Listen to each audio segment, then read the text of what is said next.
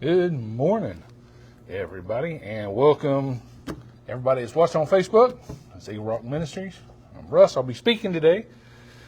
A couple weeks ago, I was in talking to Brent, and I was telling him about this book that Dennis loaned me that I read, and we was talking a little bit about it. So he asked me if I'd speak on it. I was like, sure, I can do that. So I have notes. Because if I do not have notes, we will end up in left field somewhere and not know how we got there. So,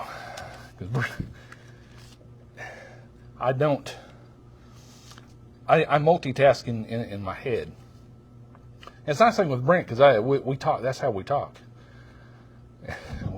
I try to talk every week, every couple of weeks. And my daughter Rebecca used to come. She come a couple of times with me. We talked, and then she quit coming.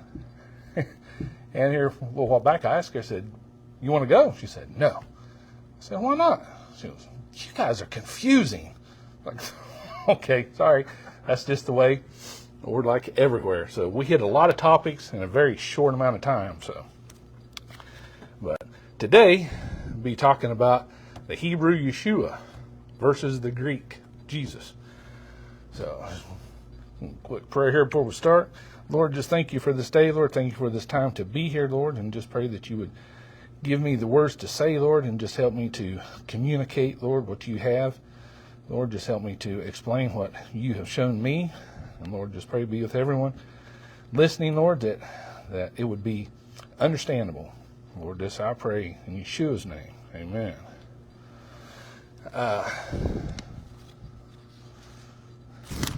It's kind of which will kind of come in later, but it's almost kind of crazy when I think about it. I was 17 years old before I ever heard the gospel. All those years, nothing. I did that. My household growing up, we did not go to church. Just never did. I never stepped foot in a church all the time growing up. Mom and Dad never talked about it. There's no Bible in the house that I ever saw. Nobody ever read. Nobody ever prayed.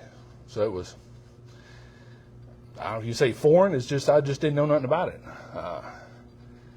it. And so the only understanding a little bit that I had actually, surprisingly, come from school, which is kind of crazy. But I went to a one-room schoolhouse. It's out here by the industrial park, Clymore School. One of the few remaining at that time, but that was in the late 70s that I went there. And there was first, second, third grade one side, fourth, fifth, and sixth the other. Because side note, the first, second, third grade teacher, her name was Mrs. Rhodes, and I remember her. She was probably several years past retirement and still teaching. But that age you would have, or at least at that time, we'd have 2 or 3 bathroom breaks during the day where everybody goes back. And I remember us all us boys would be in the bathroom, and if somebody got to horsing around or somebody got a little too loud, she would march in that bathroom, grab you by the shoulders, and shake the snot out of you, while explaining to you why you should not be doing that. That was, for a second, third grader, that was kind of terrifying. So I remember her. But anyhow, in the morning, we would recite the pledge, and they would have a prayer. And then we would close the curtain, have a curtain kind of like what's in here. But that was my only really experience with any faith was at school. What little that was. So it wasn't until I was 17 that I actually heard the gospel. When, at my junior year of high school, Mom and Dad started going to church. Decided to start going to church. And I actually went to Cedar Bluff down here, Baptist church. They'd asked me if I wanted to go, and I was like, no, I don't want to go. And so that went on my senior year, 3 weeks before my 18th birthday. I tended not to go to school a lot. And one of the days, out messing around, doing my thing, I actually caused a 2-fatality accident. And that hung with me for, actually, most of my life till just a couple years ago. Finally got that straightened out. But their pastor, that next day, they had him come over to the house, and so he sat down and went through the gospel. And that was the first time that I heard the gospel. Never heard it before that. And I didn't accept the Lord that day, and spent quite a while after that fighting with him about it. But that's the way it goes.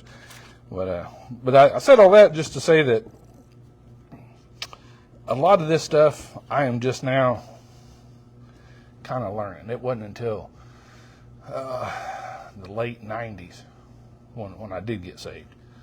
Finally give my life to the Lord. And it was, even after that, I had trouble understanding the Bible. I read it through several times. It was kind of some brain fog left over. But recently, that's cleared up, and so now I'm really kind of almost like trying to catch up. So these things, I find these things, and they blow my mind, and I love these things. So that said, today I would like to explore a few misconceptions about what Yeshua said in Matthew because of the Greek translation. And that's one of the things I didn't really understand, and never did till recently, was the Greek translations. But according to Michael Rood, early church fathers recorded that Matthew wrote his gospel in Hebrew, and then it was translated into other languages. It was believed that most Hebrew texts of Matthew were destroyed by the Romans, but ancient Hebrew texts of Matthew were secretly preserved and copied by Jewish scribes. The Greek translation of Matthew's gospel contains common Hebrew to Greek translation errors that have caused the words of Yeshua to become critically distorted from what was accurately recorded in Hebrews. And we'll find out some of that here in just a little bit. So I'd like to start and take a look at Matthew 23, verses really 1 through 3. But mainly we'll be looking at 2 and 3.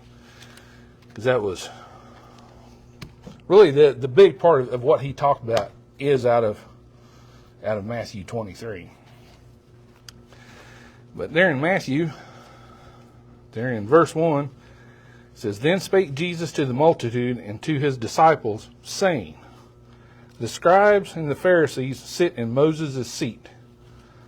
All therefore whatsoever they bid you observe, that observe and do, but do not ye after their works, for they say and do not."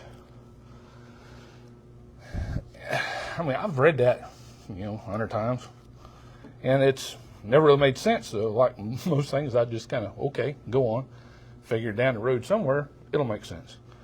And it's finally starting to. Now, actually, through this whole thing, because he kind of does it too, rabbis and Pharisees are interchangeable. The rabbis are the Pharisees of old. They're the same sect, so I'll be back and forth, rabbis or Pharisees. But we'll start on Moses' seat, which, read it, never knew what it was until this. And there's two kind of main opinions on what it is.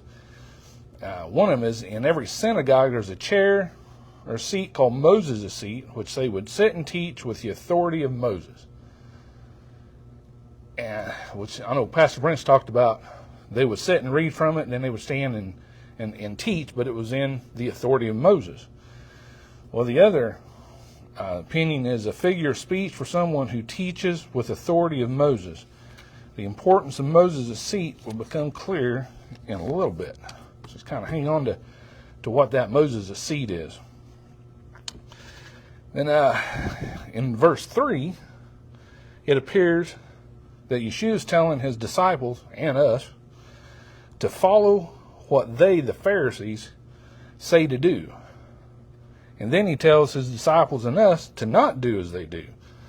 So that never made sense to me. So, like I said, like a lot of things, I just, okay, and went on.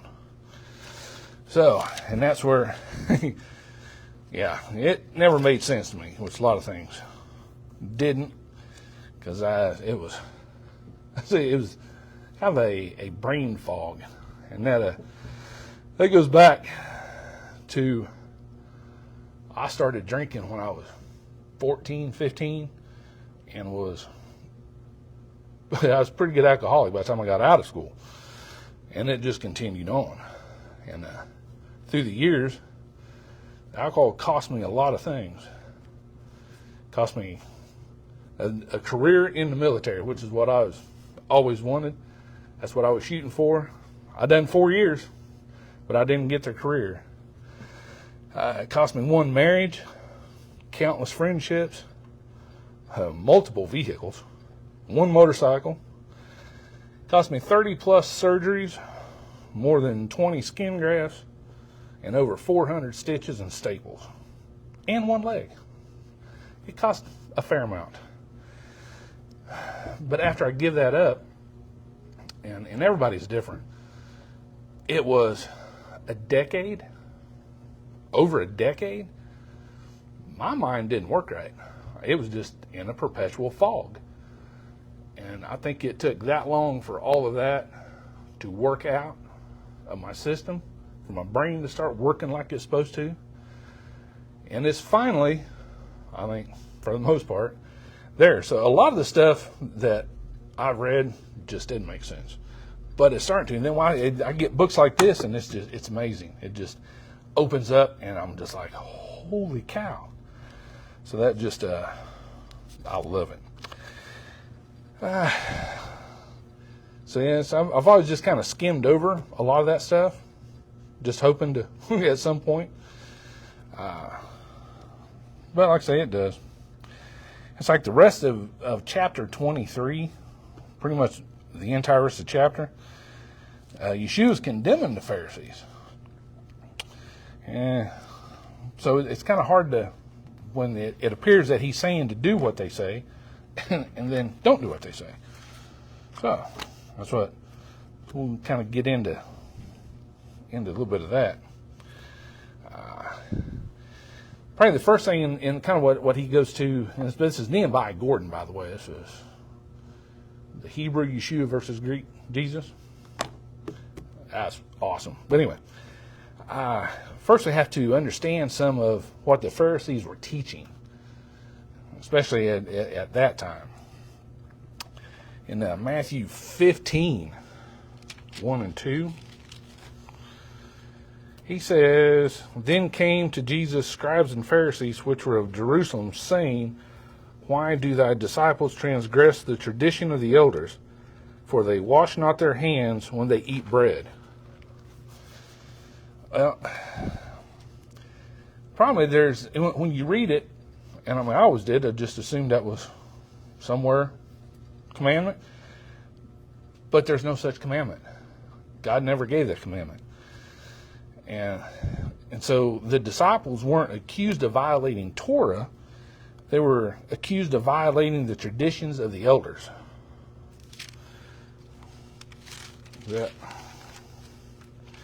And that's what he says, tradition of the elders. And then in verse 3, if you read on, But he answered and said unto them, Why do ye also transgress the commandment of God by your tradition? Well, he's saying it's actually the traditions of the elders that transgress Torah. It's like, okay. So, of course, reading on, he does a great job of explaining things. I had no idea that the traditions of the elders really was, or what it really was. And pastors talked about it. There again, it takes me a while to comprehend some things and longer to retain them. But he's talked about it. about the Talmud and the oral law and how they cover everything that the Torah does not. But, I never really give a whole lot of thought as to, kind of where they come from. Well, as Nehemiah Gordon explains, there are 5 fundamental doctrines of the Pharisees. So, okay. The first one, it's read to them, it's like, wow, the first doctrine of the Pharisees is they believe, firmly believe that when Moses went up on Mount Sinai, he received 2 Torahs, the written Torah and the oral Torah.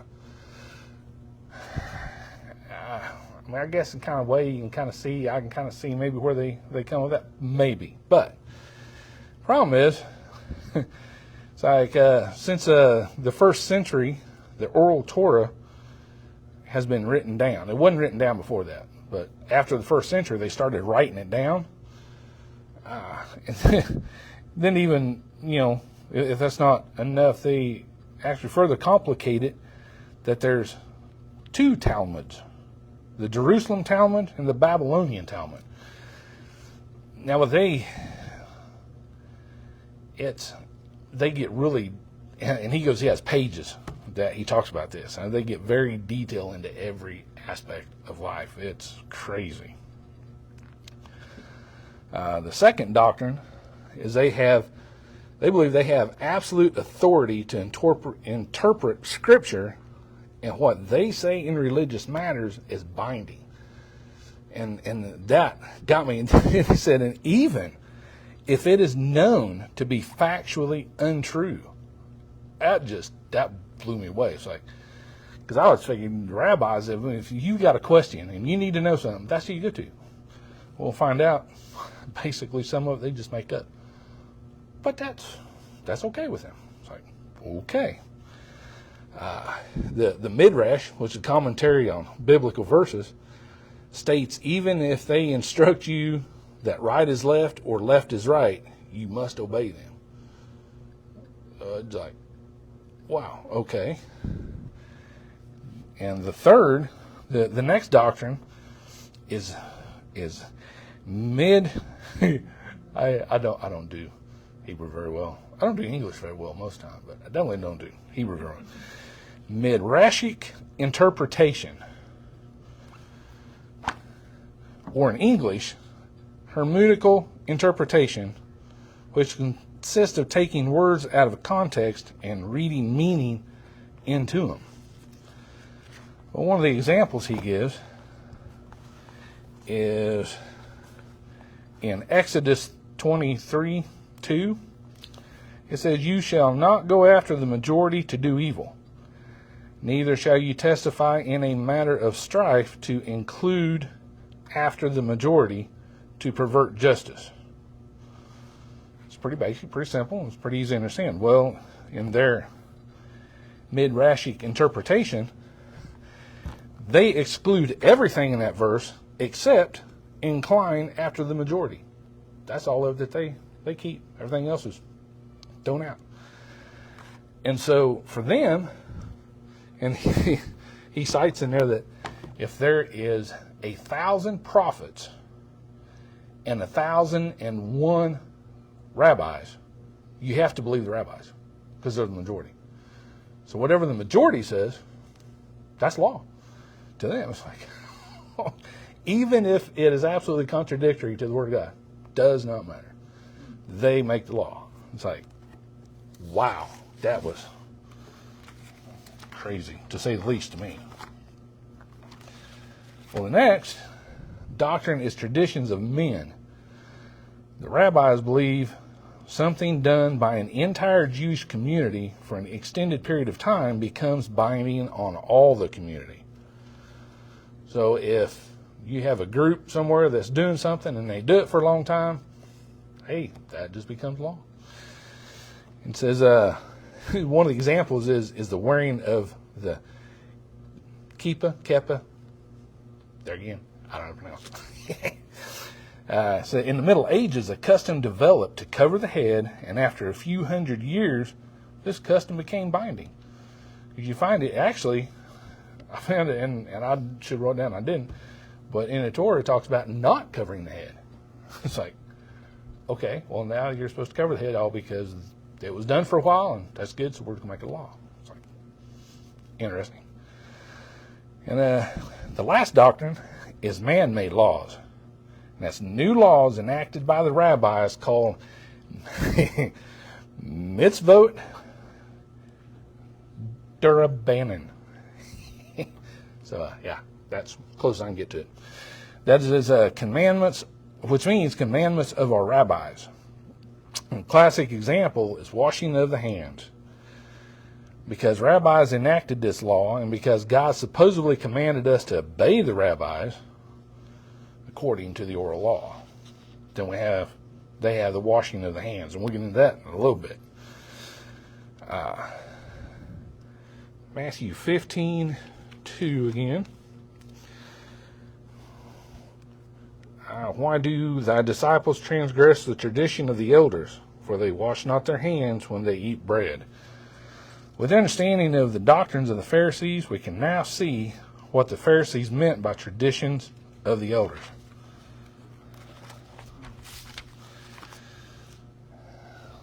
Now, they were referring to a rabbinical ritual that starts with a special jug that fulfills certain requirements and specifications.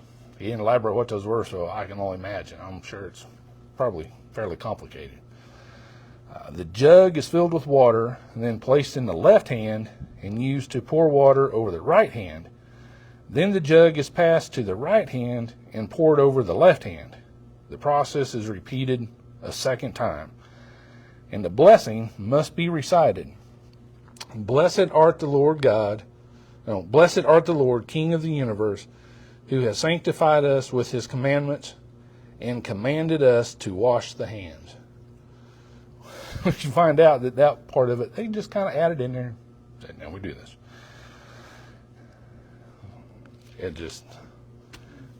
Every time, it's like every page I turn, I was just like, oh, wow, that was not expecting that. But then in Matthew 15:3, but he answered and said unto them, why do ye also transgress the commandment of God by your tradition? And this is what Yeshua was speaking out against. The man made laws of the Pharisees, and by doing so, he was upholding the Torah. And because a lot of it, because of the Greek, which we'll get explained here, a lot of it is, it's not really twisted. It was just because of translations, it comes out completely different. So a lot of times it sounds like he's condemning the Torah, but in every case, he's always upholding the Torah. So as he was saying, by keeping the nation busy with man-made laws, the Pharisees were distracting people from the Torah.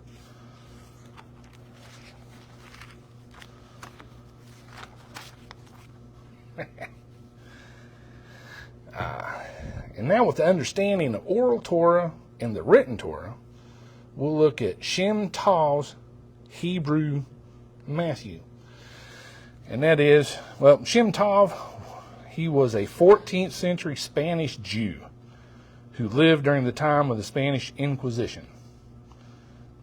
Pretty rough time. This period was marked by what they call the disputations. And these were public debates that forced rabbis to defend the Jewish faith on the spot. He talks about they would go into synagogues, they'd go into their house, and they'd just drag them out into the street, and they had to defend it that minute in public right there. And if the rabbi lost the argument, the local Jewish population could be forcibly converted to Catholicism, which they did a lot. And if he won, he could be charged with insulting the Catholic religion and be forced to flee for his life. So pretty much no win situation. Regardless of what you do, you're pretty much done there, one way or the other. And so basically what he did, he wrote, well, we'll get into that. So Shem Tov's Hebrew Matthew was always assumed to be translated from Greek or Latin into Hebrew. And just real quick, yeah, I'm like skipping over bunches in this book, just kind of trying to give an overview here. Then in the 1980s, George Howard of Mercer University in Georgia carried out a detailed linguistic study in which he showed that there were parts of Shem Tov's Hebrew Matthew which could not be easily explained as translated from the Greek. And then it gets interesting. Shem Tov's Hebrew Matthew is not an original Matthew, but has original elements left behind from the original Matthew.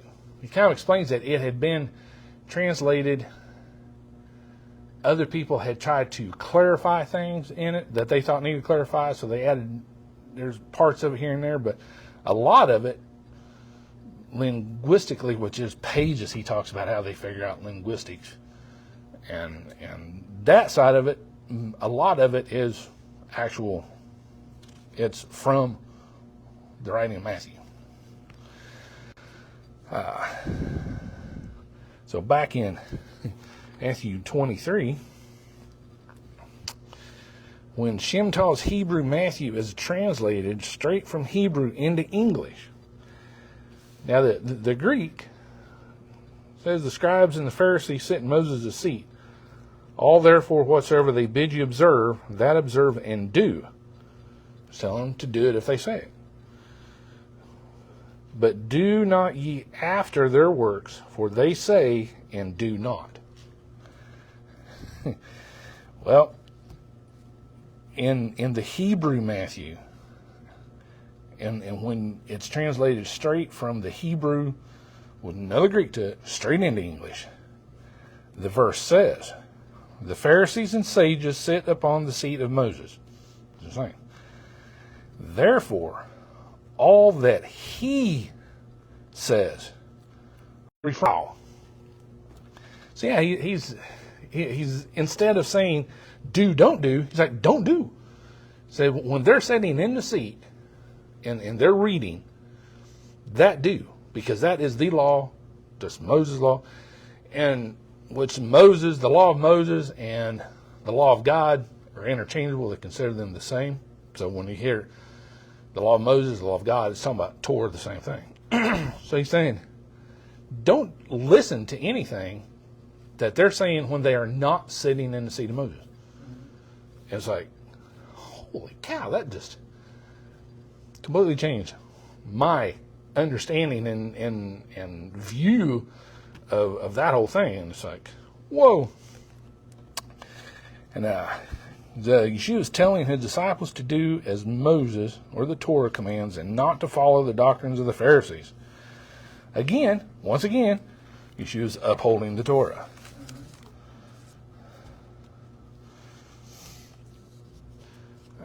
Another place in Matthew where the Hebrew totally changes the meaning of what Yeshua was and is telling the people is Matthew 5:33.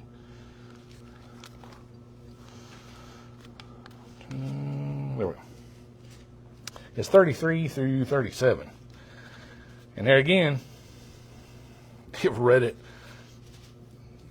I don't know, I can't count the number of times, and think that you have the understanding of what it means, and you find out. No.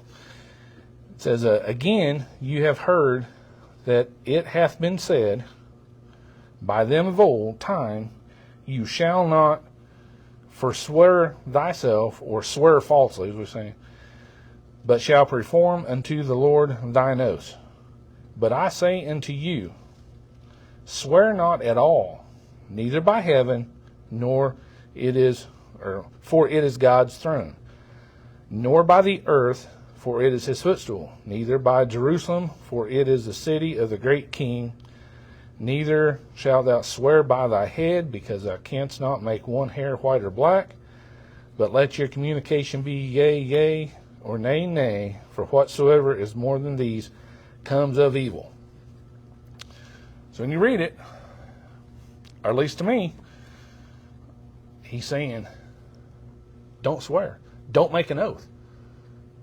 that way you're not going to break it, basically. But don't make an oath. And I actually lived by that for a while. It's like, yeah, okay, I won't swear to do something. It says don't. So I really tried not to. Well,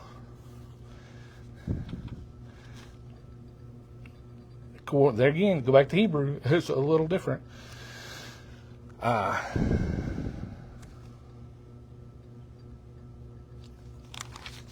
there we go. See.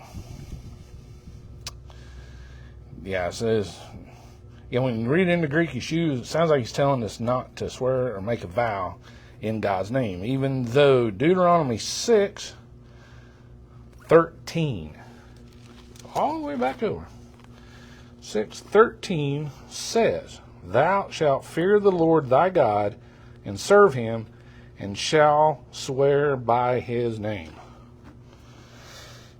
Well, I mean, that's a blatant command. I mean, that's easy, really easy to understand.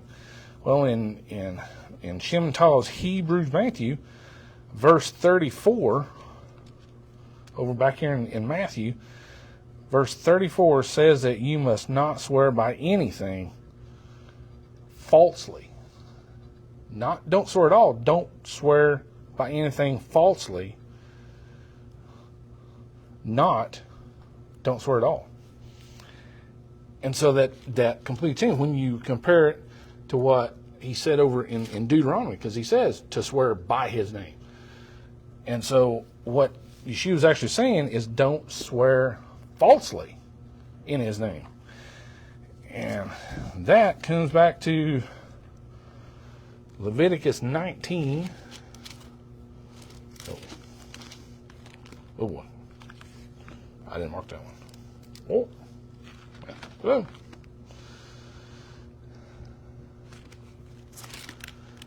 It says,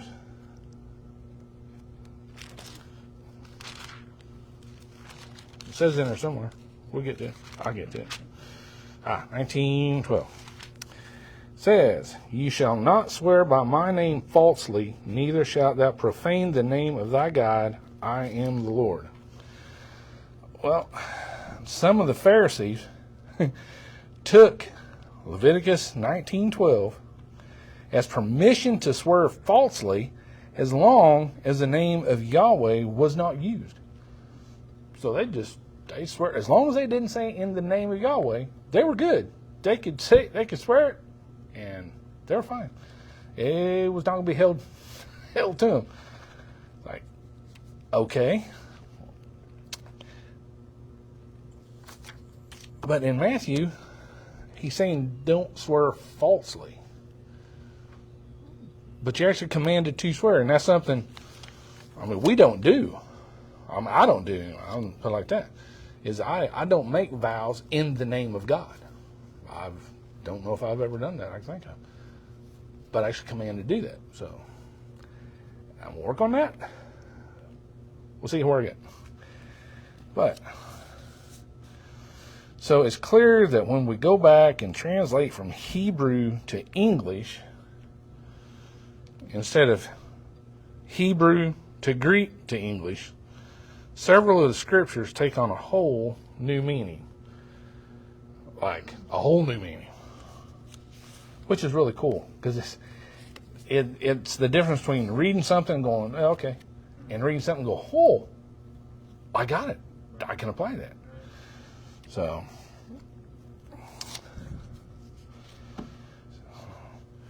because again, Matthew 5:17,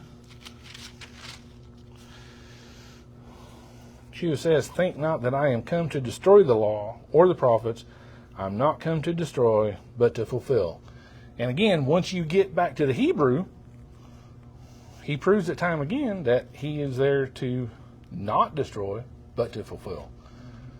He is like all the prophets before him. He's the Messiah, but he's also a prophet. All the prophets before him, he's drawing the people back to Torah, as all the prophets have always done. So, place in the Greek, that's what it sounds like. That's what That's what he's saying. But in the Hebrew, that's not what he's saying. And so I think, and that's just my opinion. I don't say I haven't studied it out, but that's just kind of my thought process.